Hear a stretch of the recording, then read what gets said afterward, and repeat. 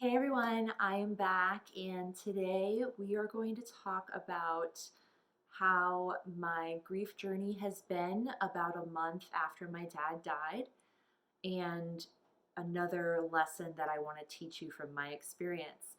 But first, my name is Laura Smothers-Chu, and I am the CEO and founder of Befriended Heart, where I help long distance daughters navigate their parents' dementia.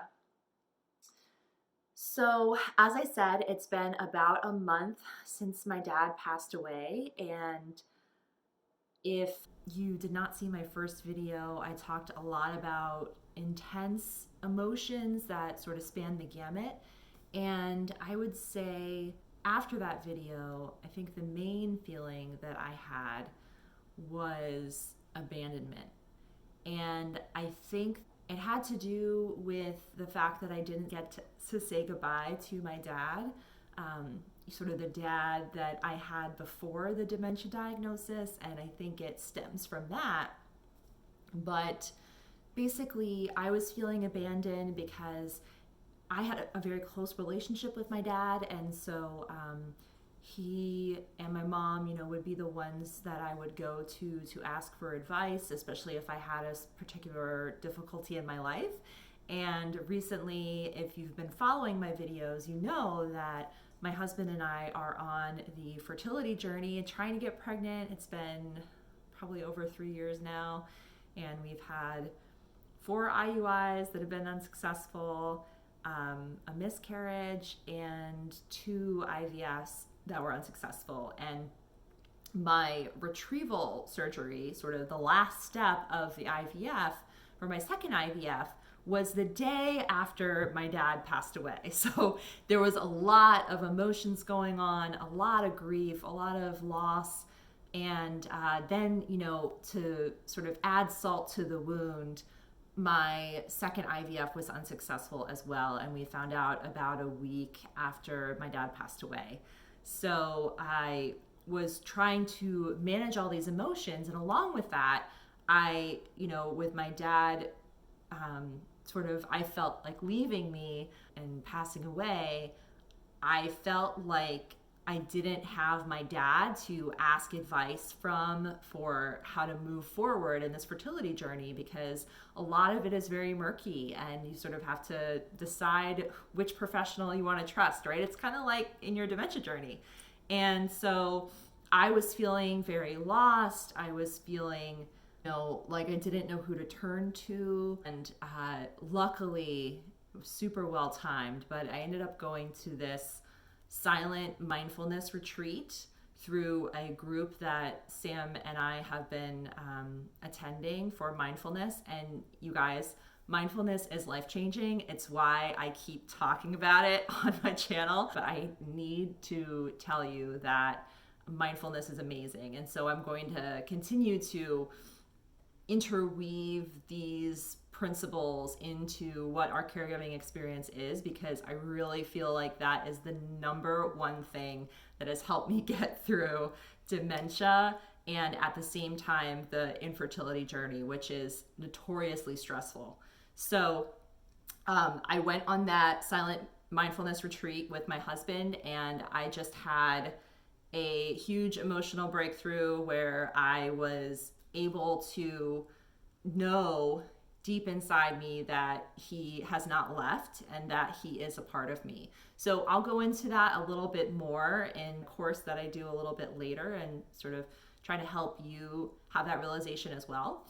But that retreat really changed my perspective on everything, and I feel like I have hope again. So my lesson for you today is, in addition to checking out mindfulness or just kind of being open to the videos that I post or any lessons that I teach about mindfulness, just to be open-minded to those things, because like I said, it really was a life changer for me. And I know that my husband has gotten a lot out of it too. So the lesson for today is the importance of hospice. So my mom and I were very lucky because the doctor in the hospital after my dad's second fall recommended hospice. And sort of to be expected, my mom and I thought, okay, wow, this is way too early. We have hope that dad will be walking again, that he will be better, just like after he fell the first time. And so, even so, the nurse convinced me to just talk with the hospice representatives at the hospital. So I made sure that we talked to about 3 representatives and made sure that all of those hospice companies actually came to my dad's memory care to ensure that they already have clients there, so I know that they'll be visiting on a regular basis, and knowing that they have a good relationship with the staff in my dad's memory care as well. So those are really important things.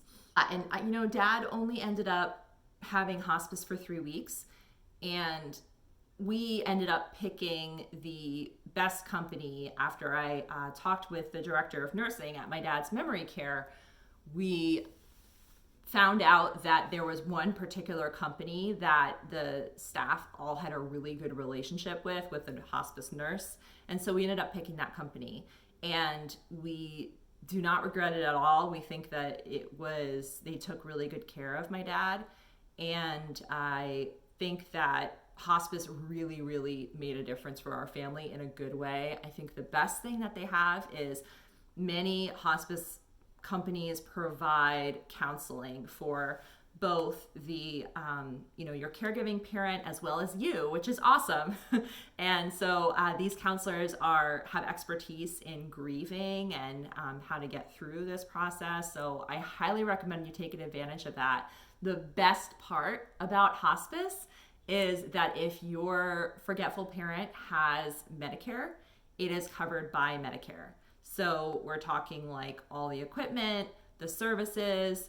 There may be some extra services that are not covered by Medicare, but I mean, this is wonderful news considering, as we know, if you are not eligible for Medicaid, you have to pay out of pocket for, whether your parent is in assisted living or if they're in a memory care or if they're in a nursing home, we unfortunately have to pay out of pocket. So the wonderful thing about hospice is that it's there for you for taking advantage of, because it was a really great decision on my family's part. And I feel like my dad was at peace when he passed away. And at that point, he had been weaned off of the Namenda and the Aricept that he was taking. And I think it really gave him permission to just let go, and I think it's also all about quality care. And really, I know hospice is much more about person-centered care. So I think a lot of assisted livings and nursing homes and everyone say that they're all about person-centered care, but that is not the definition that you would think, right? Whereas hospice it's very unique to what your forgetful parent needs in being comfortable and being at peace. So I would love it if you could subscribe to my channel and be sure to check out a couple of videos that I will post at the end of this. So the first one is an interview with my friend Heather, who talks about the difference between hospice and palliative care. So I highly recommend checking that out for some more specifics if you're wanting to know more about hospice and what palliative care is. Here's a hint. You can actually do palliative care before your forgetful parent's end of life. And it's an excellent idea because you can make sure that they have the best quality of life possible. The other video I'm going to link to here is the first video in this series of right after my dad passed away, if you were not able to check that out. So I will see you next time. Bye.